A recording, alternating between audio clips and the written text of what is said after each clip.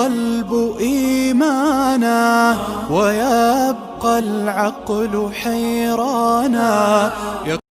اعوذ باللہ من الشیطان الرجیم. بسم اللہ الرحمن الرحیم. الحمد للہ رب العالمین الرحمن الرحیم مالک یوم الدین. سورہ فاتحہ کی تفسیر چل رہی تھی. آج اسی سلسلے کو آگے بڑھاتے ہوئے مالک یوم الدین کی تفسیر اور تشریح بیان کرنا مقصود ہے. اس سے پہلے یہ بتاتا چلوں کہ پورے قرآن مجید میں اللہ رب العزت نے 6 مضامین جو ہے نا وہ بیان فرمائے ہیں. نمبر 1 توحید، نمبر 2 رسالت، نمبر 3 قیامت، نمبر 4 احکام، نمبر 5 ماننے والے اور نمبر 6 نہ ماننے والے. اور ان 6 کا خلاصہ بڑے اختصار اور اجمال کے ساتھ سورہ فاتحہ میں بیان فرمایا. الحمدللہ رب العالمین الرحمن الرحیم، اس میں توحید کو بیان فرما دیا. مالک یوم الدین میں قیامت کو بیان فرمایا. ایاک نعبد و ایاک نستعین میں احکام کو بیان فرمایا. اہدنا الصراط المستقیم صراط الذین انعمت علیہم میں رسالت اور ماننے والوں کو بیان فرمایا. اور غیر المغضوب علیہم ولا الضالین اس میں نہ ماننے والوں کو بیان فرمایا. اب حمد کا اللہ سے مختص ہونے کی ایک اور جو دلیل ہے نا وہ یہاں پر بیان فرمائی کہ مالک یوم الدین کہ اللہ قیامت کے دن یعنی روز جزا کے دن کا مالک ہے.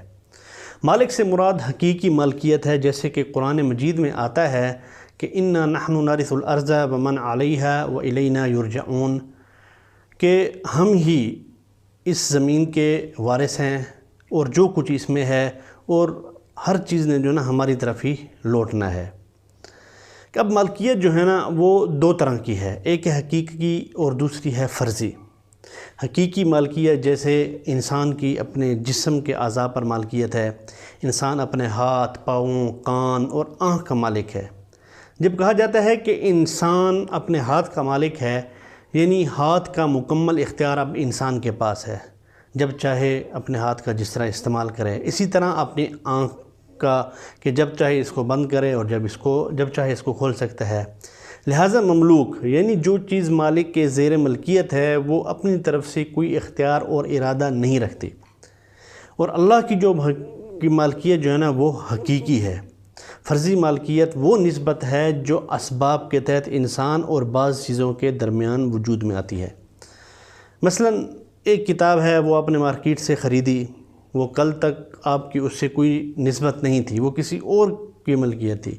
آج جب آپ نے اس کو خرید لیا تو اس خریدنے کے ذریعے اس کی ملکیت بدل گئی. کل تک یہ کتاب کسی اور کی تھی لیکن آج سے یہ کتاب آپ کی ہے. فرضی ملکیت مالک اور مملوک کے جو درمیان ہے نا ایک نسبت کا فرض کیا جاتا ہے. اور یوم قرآن کریم میں یوم نہ دن کے معنی میں ہے جو رات کے مد مقابل جو ہے نا وہ استعمال ہوتا ہے، اور نہ پورے دن رات کے معنی میں ہے، کیونکہ قرآن مجید میں یوم جو ہے نا لیل کے مد مقابل ذکر نہیں کیا. جو لیل کے مد مقابل بیان ہوا ہے وہ نہار ہے جس کو دن کہا جاتا ہے. اس آیت میں یوم کے بارے میں 2 احتمال جو ہے نا وہ دیے گئے ہیں. ایک ہے دورانیہ اور نمبر جو 2 ہے وہ ہے ایک چیز کا ظاہر ہونا. اور الدین قرآن کریم کے ترجموں میں عموماً دین کو جزا کے جو ہے نا اس کا ترجمہ کیا گیا ہے. جزا یعنی اجر اور سزا دینا، اور روایات میں بھی یہی معنی زیادہ بتلائے گئے ہیں. اللہ تعالیٰ ہی کائنات کا حقیقی سرپرست، روز جزا و سزا کا مالک اور صاحب اختیار ہے. وہ اپنی ملکیت میں جس طرح چاہے تصرف کر سکتا ہے. مجرم کو بخش دینا یا اسے سزا دینا اس کے اختیار میں ہے. وہ روز جزا کا قاضی ہی نہیں بلکہ مالک و صاحب اختیار بھی ہے. اب مالک یوم الدین اللہ رب العزت مالک ہیں قیامت کے دن کے. ایک ہے دنیا اور ایک ہے آخرت. دنیا دارالعمل ہے اور آخرت جو ہے نا وہ دارالجزا ہے. انسان دنیا میں عمل کرتا ہے اپنی حیثیت سے، اللہ آخرت میں جزا دیں گے اپنی شان کے مطابق. دنیا میں انسان عمل کرتا ہے اپنی حیثیت جتنا، اللہ آخرت میں جزا دیں گے اپنی شان کے مطابق. انسان کی حیثیت چونکہ محدود ہے اس لیے اس کا عمل بھی جو ہے نا وہ محدود ہے. اللہ کی شان چونکہ غیر محدود ہے اس لیے اللہ کی طرف سے عطا کی جانے والی جزا بھی غیر محدود ہوگی. انسان خود بھی نظر آتا ہے اور انسان کا عمل بھی نظر آتا ہے انسان نماز پڑھتا ہے، روزہ رکھتا ہے، حج کرتا ہے، اس کا جو ہے نا وہ عمل نظر آ رہا ہوتا ہے، انسان خود بھی نظر آتا ہے اور اس کا عمل بھی نظر آتا ہے۔ اللہ رب العزت خود بھی نظر نہیں آتا اور جو جزا دیں گے وہ بھی نظر نہیں آتی۔ اللہ کو بھی مانے بغیر دیکھے اور اللہ کی جزا کو بھی ماننا پڑے گا بغیر دیکھے۔ اس لیے جنت کے اوصاف میں سے ایک صفت ہے کہ جنت وہ ہے کہ جس کو کسی آنکھ نے دیکھا ہی نہیں، کسی کان نے سنا نہیں، اور وہ بندہ اس کو سمجھنا چاہے تو سمجھ نہیں سکتا۔ اسی طرح اللہ کو نہ دیکھا ہے، نہ اللہ کو سنا ہے، اور اللہ کو سمجھنا چاہے تو بندہ سمجھ نہیں سکتا، اور اسی کو کیا ہے نا وہ ایمان بالغیب کہا جاتا ہے۔ اب یہاں پر ایک سوال جو ہے نا وہ ذہن میں آتا ہے کہ آپ کہتے ہیں کہ نہ اللہ کو دیکھا ہے، نہ اللہ کی جنت کو دیکھا ہے، تو آدم علیہ السلام اور حضرت محمد صلی اللہ علیہ وسلم نے تو اللہ کی جنت کو دیکھا ہے، تو اس کا کیا معنی کہ نہ جنت دیکھی، نہ جنت کے خدا کو دیکھا؟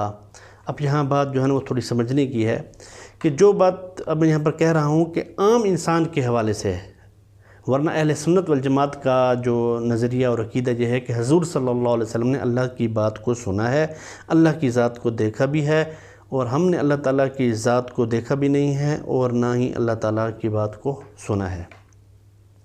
اب یہاں پر اہل سنت والجماعت کا عقیدہ ہے کہ حضور اکرم صلی اللہ علیہ وسلم نے اللہ کی بات کو سنا ہے، اللہ کی ذات کو دیکھا ہے، جبکہ غیر مقلدین حضرات، جن کو اہل حدیث حضرات بھی کہا جاتا ہے، ان کا عقیدہ ہے کہ حضور صلی اللہ علیہ وسلم نے اللہ کی ذات کو نہیں دیکھا۔ ان کی جو دلیل ہے نا وہ قرآن مجید کی آیت ہے لا تدرکہ الابصار وہو یدرک الابصار وہو اللطیف الخبیر، سورہ انعام آیت نمبر 103۔ اب وہ کہتے ہیں کہ قرآن کریم نے اصول بیان کر دیا کہ کوئی آنکھ بھی اللہ کو نہیں دیکھ سکتی، اللہ ساری آنکھوں کو دیکھتے ہیں، اللہ لطیف بھی ہیں اور خبیر بھی ہیں۔ اہل سنت والجماعت کہتے ہیں کہ اللہ پاک کو رسول اللہ صلی اللہ علیہ وسلم نے دیکھا ہے۔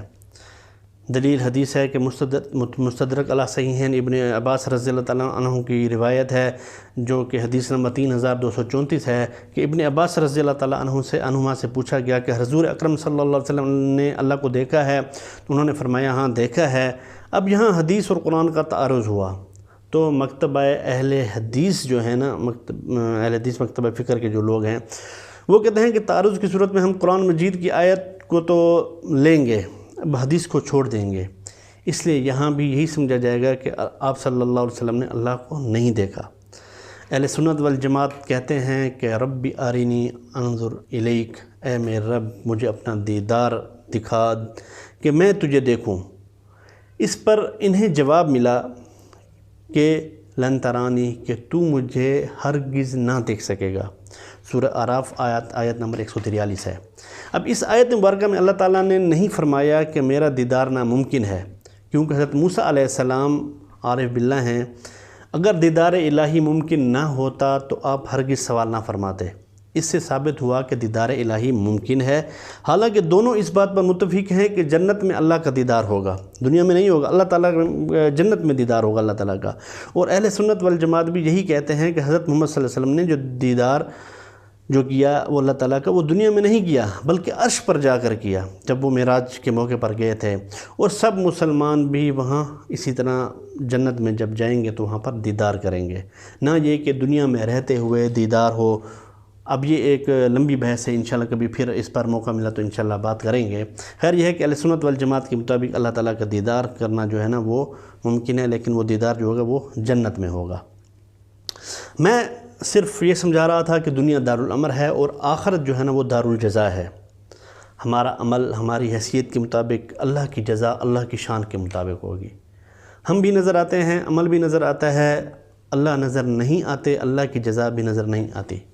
قیامت کے بعد جائیں گے، جزا بھی دیکھ لیں گے اور اللہ کو بھی دیکھ لیں گے انشاءاللہ۔ اب یہاں پر ایک بات یہ سمجھنے کی ہے کہ قیامت جو ہے نا وہ دو طرح کی ہے، ایک حصہ آخرت کا موت کے بعد حشر تک، اور دوسرا حشر کے بعد عبدالآباد تک۔ من مات فقد قامت قیامتہ، کہ جو شخص مرتا ہے تو اس کی قیامت جو ہے نا وہ شروع ہو جاتی ہے، یعنی اب عمل نہیں کر سکتا، عمل کی جزا شروع ہو گئی ہے۔ یہ قیامت صغری ہے، موت سے لے کر حشر تک، اور ایک ہے قیامت کبریٰ اور وہ ہے حشر کے بعد۔ قیامت صغری میں کیا ہوتا ہے، قیامت کبریٰ میں کیا ہوتا ہے، دونوں میں فرق کیا ہے؟ تو قیامت صغریٰ جو ہے نا موت کے بعد سے لے کر حشر تک ہے۔ نہ آدمی جنت میں جاتا ہے نہ جہنم میں جاتا ہے، آدمی اپنی قبر میں رہتا ہے۔ اگر یہ نیک ہے تو جنت کا دروازہ کھلتا ہے، اور اگر بد عمل ہے اور اس کے نیک اعمال نہیں ہیں تو پھر کیا ہے، اس کے اوپر جہنم کا دروازہ کھلتا ہے۔ اگر یہ نیک ہے تو افتح لہ بابا الی الجنتی، اگر یہ برا ہے تو افتح لہ بابا الی النار۔ اگر نیک ہے تو فرشتہ قبر میں اعلان کرے گا ففرشوہ من الجنت، جنت کا بچھونا دو، والبسوہ من الجنت، جنت کا لباس دو، وفتحوا لہ بابا الی الجنت، جنت کا دروازہ کھول دو، فیاتیہ من طیبہا وروحہا، کہ قبر میں جنت کی خوشبو اور ہوا آتی ہے۔ اگر یہ کافر ہے تو پھر اعلان ہوگا افرشوہ لہ من النار، کہ جہنم کا بچھونا دو، والبسوہ من النار، جہنم کا لباس دو، وفتحوا لہ بابا الی النار، جہنم کا دروازہ کھول دو، فیاتیہ من حرہا وسمومہا، کہ جہنم کی گرم ہوا یہاں پہنچتی ہے۔ اس کو یوں کہتے ہیں کہ قبر میں عرض نار اور عرض جنت ہوتا ہے، یعنی بندہ جنت اور جہنم میں نہیں جاتا، اپنی قبر میں رہتا ہے۔ اگر یہ مومن ہے تو جنت کا دروازہ کھلتا ہے، اور اگر کافر ہے تو پھر کیا ہے، اس کے اوپر جہنم کا دروازہ کھلتا ہے۔ اب یہ عرض جنت اور عرض نار کیا چیز ہے؟ اگر مومن ہے تو اس پر جنت پیش ہوتی ہے اور دکھایا جاتا ہے کہ تم نے یہاں جانا ہے، اور اگر یہ کافر ہے تو اس پر جہنم پیش ہوتی ہے اور اس کو دکھایا جاتا ہے کہ تم نے یہاں جانا ہے۔ تو موت سے لے کر حشر تک کا زمانہ یہ دخول جنت کا نہیں ہے، عرض جنت کا ہے۔ آدمی جنت کو دیکھ دیکھ کر خوش ہوتا ہے کہ میں نے یہاں جانا ہے، اور وہاں خوشبوئیں ہوائیں جنت محسوس کرتا ہے۔ اور اگر کافر ہے تو جہنم کو دیکھ کر ڈرتا ہے کہ میں نے یہاں جانا ہے، اگر اس جگہ پر جہنم پیش ہوتی ہے اور جہنم کی آگ اس پر پیش کی جاتی ہے، تو قیامت صغریٰ میں سوال و جواب بھی اجمالی، اور اس کی جزا بھی اجمالی، اور حساب بھی اجمالی ہوگا، لمبا حساب نہیں ہوگا۔ من ربک من نبیک ما دینک، ربی اللہ نبی محمد صلی اللہ علیہ وسلم، اور دین الاسلام، کہ اگر جواب نہیں آتا تو وہ کہے گا لا ادری کنت اقول ما یقول الناس، کہ مجھے کچھ پتہ نہیں، بس لوگ یوں کہا کرتے تھے۔ تو سوال اور جواب اجمالاً، جزا بھی اجمالاً، نہ لمبے سوال ہیں نہ لمبی سزا ہے۔ سزا تو بہت بڑی ہے، لیکن جہنم کے مقابلے میں یہ بہت کم سزا ہے اور مختصر بھی ہے۔ تو قیامت صغریٰ کا مطلب ہے کہ اس میں عرض نار اور عرض جنت ہوگا۔ جنت اور جو جہنم پیش ہوں گی، جب یہ قیامت کے دن اٹھے گا، وہاں اعمال بھی لمبے اور جزا بھی لمبی ہوگی۔ نماز، روزہ، حج، زکوٰۃ جیسے اعمال بھی لمبے، اور اس کی جو جزا ہے وہ بھی بہت لمبی ہے۔ قیامت صغریٰ کو بھی ماننا پڑے گا اور قیامت کبریٰ کو بھی ماننا پڑے گا۔ قیامت صغریٰ کو نہ مانے تو بھی مومن نہیں ہوتا، قیامت کبریٰ کو نہ مانے تو بھی مومن نہیں ہوتا۔ مالک یوم الدین، کہ اللہ قیامت کے دن کا مالک ہے، اصل تو اس سے مراد قیامت کبریٰ ہے، لیکن درمیان میں جو قیامت کبریٰ کا مقدمہ ہے ہم اسے بھی مانتے ہیں اور قیامت کے دن کو بھی مانتے ہیں۔ اب مالک یوم الدین کا اصل فلسفہ کیا ہے؟ اس کا فلسفہ یہ ہے کہ اللہ رب العزت نے مالک یوم الدین فرمایا ہے، قاضی یوم الدین نہیں فرمایا، کہ قیامت کے دن اللہ تعالیٰ فیصلہ جو فرمائیں گے نا، وہ مالک بن کر فرمائیں گے، جج بن کر یا قاضی بن کر نہیں فرمائیں گے۔ جج کی عدالت کا ضابطہ اور ہوتا ہے، مالک کی عدالت کا ضابطہ اور ہوتا ہے۔ جج قانون کا پابند ہوتا ہے اور مالک جو ہے نا وہ قانون کا پابند نہیں ہوتا۔ اس لیے اللہ جو قیامت کو فیصلہ فرمائیں گے، اس میں اللہ قانون کا پابند نہیں ہوگا۔ جی چاہے قانون دیکھے اور سزا دے، اور جی چاہے تو اپنے اختیارات دیکھے اور بندے کو معاف فرما دے۔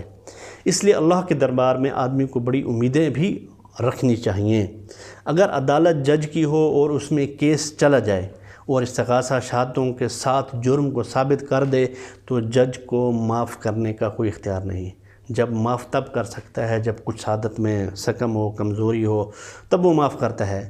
کوئی دنیا میں ایسا جج نہیں جو یہ کہے کہ جرم ثابت ہے، ٹھیک ہے نا، جرم ثابت ہو چکا ہے لیکن پھر بھی میں معاف کرتا ہوں۔ جج ایسا ہرگز نہیں کر سکتا۔ جرم ثابت ہے تو جج قانون کے مطابق فیصلہ کرنے کا پابند ہے، لیکن جو مالک ہے وہ قانون کا پابند نہیں ہے۔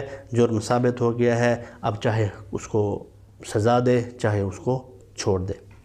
اس کی مثال یہ ہے کہ ایک دکان ہے، اس میں چوری ہو گئی ہے، آپ کے نوکر نے اس کو پکڑ لیا ہے، عدالت میں بات چلی گئی ہے، جج کے پاس معاملہ گیا اور سب شہادتیں بھی پیش ہو گئیں. تو اب جج کے پاس جب سب کچھ ثبوت آ گئے تو اب ثبوت بھی آ گئے، سب کچھ اس کے اوپر پیش بھی کر دیا گیا، تو اب جج اس بات کا پابند ہے کہ اس کو سزا دے. اب جج یہ نہیں کر سکتا کہ اس کو چھوڑ دے، تو پھر تو نوکر شور مچائے گا کہ میں نے تو اس کو پکڑا ہے، اس کو آپ کیسے چھوڑ سکتے ہیں. لیکن اگر وہی نوکر اپنے اس چور کو پکڑ کر اپنے مالک کے پاس لے آئے کہ میں نے یہ چور پکڑا ہے، تو مالک اس کو پیار محبت سے اگر بات کرے کہ اس سے پوچھے کہ آپ نے یہ چوری کیوں کی ہے، وہ غریب ہے جو بھی ہے، اگر اس نے جان بوجھ کر کی، اب مالک کی مرضی ہے کہ اب اس کو نوکری پر اس کو پکڑ کر اس کو پولیس کے حوالے کر دے، چاہے تو اس کو کہو کہ بس جاؤ دفعہ ہو جاؤ، میں تم سے کوئی بات بھی نہیں کرتا، یا اس کو کہتے ہو کہ بس، یا اس کو کہہ دے کہ اب اگر آپ کے اوپر غربت ہے تو اب آپ کو بس یہ 2000 روپے دیتا ہوں، اپنے گھر والوں کا علاج معالجہ کھانا پینا لو اور یہ چوری کی عادت چھوڑ دو. اب مالک کی مرضی ہے. تو اللہ تعالیٰ بھی فرمائیں گے کہ میں نے بھی قیامت کے دن فلاں بندے نے اگر اپنے جرم کے اقرار کر لیے، ٹھیک ہے نا، کہ میرے سے گناہ ہوئے، سب کچھ کیا، تو اللہ تعالیٰ فرمائیں گے کہ اسے معاف بھی کر دیا، یہ معاف کیا. اب سنن ترمذی میں حدیث 2596 حدیث سے مبارک میں آتا ہے کہ اس بندہ کو اتنی جرأت ہوگی کہ جب اللہ اس کے گناہ معاف کریں گے تو پھر کہے گا اللہ میں نے کچھ اور بھی کیے ہیں. کہ ایک تو یہ ہے کہ اللہ تعالیٰ جب اس کے گناہوں کو معاف کریں گے تو یہ اوروں کا بھی اقرار کرنا شروع کر دے گا کہ میں نے تو اور بھی کیے ہیں، کہ یعنی اپنے جرم پر جری ہو جائے گا کہ میں نے تو اور بھی گناہ کیے ہیں، کہ میں نے کچھ اور بھی کیے ہیں. تو حضور صلی اللہ علیہ وسلم جب یہ حدیث بیان فرما رہے تھے تو ان کی جو نا وہ مسکرا اٹھے کہ حتیٰ بدت نواجدہ، کہ حضور صلی اللہ علیہ وسلم کے داڑھ مبارک نظر آنے لگی کہ اللہ تعالیٰ کی معافی کے آگے جو گناہ گار ہوگا نا وہ اپنے جب اقرار کرے گا. تو یہ بتاتے ہوئے حضور صلی اللہ علیہ وسلم بھی ہنس پڑے کہ ابھی ڈر رہا تھا کہ اللہ تعالیٰ میرے ساتھ کیا کریں گے، مجھے جہنم میں بھیج دیں گے، مجھے سزا کیا ہوگی، لیکن جب اللہ تعالیٰ معاف کریں گے تو اپنے اور بھی گناہوں کا اقرار کرنا شروع کر دے گا. ابھی جب اللہ تعالیٰ نے معافی شروع کی تو پھر اور بھی گناہوں کے نام لے رہا ہے. ہمیں بھی دل چھوٹا نہیں کرنا، ہم نے جج کی عدالت میں نہیں جانا، مالک کی عدالت میں جانا ہے. مالک اپنے قانون شاہی کو دیکھ کر معاف فرما دے گا انشاءاللہ، اور یہی ہمیں امیدیں رکھنی چاہیے. اللہ روز قیامت جو ہے نا مالک کی حیثیت سے حساب فرمائیں گے. اب یہاں پر جو ہے نا وکالت نہیں چلے گی، یہاں پر سفارش چلے گی. جیسے کہ ایک بندے نے قتل کیا، اسے جرم ہوا، اس کا کیس چلا، سول عدالت میں گیا، وہاں پر وہ مقدمہ اس کے آباء و اجداد ہار گئے، ٹھیک ہے. اب وہ سیشن میں چلا گیا، وہاں پر بھی ہار گیا، اس کو سزائے موت ہو گئی. ہائی کورٹ میں گیا، وہاں پر بھی ہار گیا، اس کو سزائے موت ہوئی. سپریم کورٹ گیا، وہاں پر بھی ہار گیا، اس کی سزائے موت برقرار ہے. اب اس کے بعد جو فیصلہ جو جاتا ہے نا وہ صدر کے پاس چلا جاتا ہے کہ اب وہ اس کی سزائے موت برقرار رکھے یا اس کو معاف کرے. تو اب اس بندے کے جو آباء و اجداد ہوتے ہیں نا وہ کیا کرتے ہیں، وہ سفارش ڈھونڈتے ہیں اپنے M P as, M N A, سیاسی لوگوں کی، کہ صدر کے پاس وہ جائیں، سفارش کریں کہ مہربانی کر کے اس کی سزائے موت جو ہے نا معاف کر دیں. اب جب تک جج کی عدالت تھی، وکیل اپنا کام کر رہا تھا، وہاں پر اس کا پورا کیس لڑتا رہا، سول میں، سیشن میں، ہائی کورٹ میں، سپریم کورٹ میں، ہر طرح کی اس نے وکیل نے کیا ہے نا اپنی وکالت کی. اور جب جج کی عدالت سے نکل کر کیس جو ہے نا وہ ملک کے بادشاہ کی عدالت میں چلا گیا، اب وکیل نہیں جاتا، اب سفارشی چاہیے، ایم این ایز، ایم پی ایز. تو اللہ قیامت کے دن بھی نا مالک جو ہے نا وہ بادشاہ بن کر فیصلہ کریں گے، جج بن کر فیصلہ نہیں کریں گے. اس لیے پتہ چلا کہ قیامت کو خدا کی عدالت میں کوئی وکیل کام نہیں آئے گا، وہاں پر کوئی کیس نہیں لڑنا. وہاں پر اگر کام آئے گی تو کیا ہے، سفارش کام آئے گی. اب سفارش کیا ہے، اس کی مثال دنیا سے دوں کہ دنیا میں کون سفارشی ہیں اور کون وکیل ہیں. اب آپ کے بچے سکول بھی جاتے ہیں، کالج جاتے ہیں، یونیورسٹیاں جاتے ہیں، وہاں پر بھی پڑھتے ہیں، اچھی بات ہے، پڑھیں، علم حاصل کریں، لیکن مدارس میں بھی ضرور بھیجیں. یہ ایک ترغیب ہے کہ مدارس میں بھی ضرور بھیجیں، اس لیے کہ سکول اور کالج میں وکیل بنتے ہیں، مدارس میں وکیل نہیں، وہاں پر سفارشی بنتے ہیں. دنیا میں اگر کسی پر کیس بنے، اس کو وکیل چاہیے، اور قیامت کا کیس بنے تو پھر سفارشی چاہیے. اب دنیا میں ہر کسی پر کیس نہیں بنتا، لیکن قیامت میں ہر کسی پر کیس بنتا ہے. اس کا مطلب یہ ہے کہ دنیا میں کسی کو وکیل چاہیے. ضروری نہیں کہ وہ عدالتوں کے چکر میں پڑے تو اس کو وکیل چاہیے. کوئی ایسے لوگ بھی ہوتے ہیں جو عدالتوں سے پوری زندگی اس بیزار رہتے ہیں، اور اللہ تعالیٰ ہر کسی کو اس شر سے محفوظ فرمائے، ٹھیک ہے نا۔ لیکن قیامت کے دن جو ہے نا ہر بندے کو سفارشی چاہیے، وہاں ہر کسی کا مقدمہ جو ہے نا وہ جائے گا، تو آپ اپنے سفارشی ڈھونڈیں۔ تو سفارشی تو بہت ہوتے ہیں، ان میں سے جو سب سے جو آسان سفارشی ہے نا وہ آپ کے اپنے گھرانے میں سے ہیں، کہ حضور صلی اللہ علیہ وسلم نے فرمایا کہ جس نے قرآن مجید کو پڑھ لیا، مسند احمد کی حدیث ہے 1268، کہ جس نے قرآن مجید کو پڑھ لیا اور اس کو یاد کر لیا تو وہ اپنے گھر میں سے 10 بندوں کی جو ہے نا وہ شفاعت کرے گا جن کے اوپر جہنم واجب ہو چکی ہوگی۔ اب یہ سفارشی کون ہوں گے؟ یہ آپ کے گھر والوں میں سے ہوں گے جو کہ آپ کی سفارش کریں گے، اس لیے اپنے گھر والوں میں سے ہی سفارشی بنائیں۔ آخری بات جو سمجھنے کی ہے کہ دنیا کی عدالت اور اللہ کی عدالت میں بہت بڑا فرق ہے۔ دنیا کی عدالت میں جج اور قاضی ہو یا ہمارا بادشاہ ہو، کوئی بھی ہو، دنیا کی عدالت میں کبھی کبھی ملزم کو معافی مل جاتی ہے، لیکن ملزم کا ریکارڈ جو ہے نا وہ ختم نہیں ہوتا۔ دنیا کا بادشاہ مجرم کو معاف کر دیتا ہے، ریکارڈ ختم نہیں کرتا۔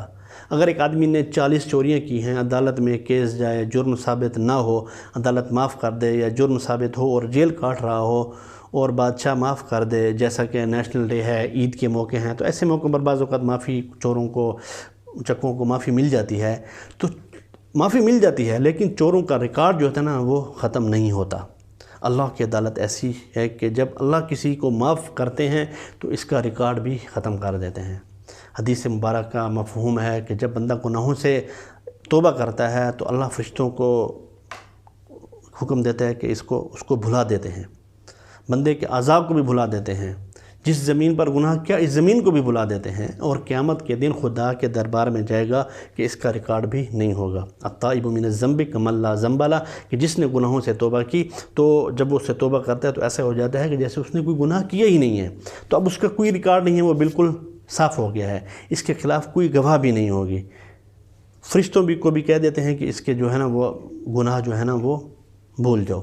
اس لیے دارالجزا کی تیاری توبہ سے شروع کرے، اس لیے کہ روز جزا کا تصور انسانی زندگی پر گہرے اثرات مرتب ضرور کرتا ہے، کیونکہ اس عقیدے سے دنیاوی زندگی کو قدر و قیمت ملتی ہے اور اس میں پیش آنے والی سختیوں کی توجیہ جو ہے نا وہ میسر آتی ہے۔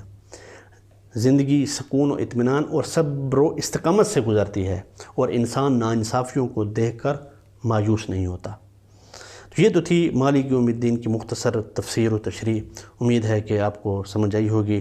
انشاءاللہ اگلے لیکچر میں انشاءاللہ اگلی آیت کی تفسیر و تشریح بیان کی جائے گی۔ وما علینا الا البلاغ۔ السلام علیکم۔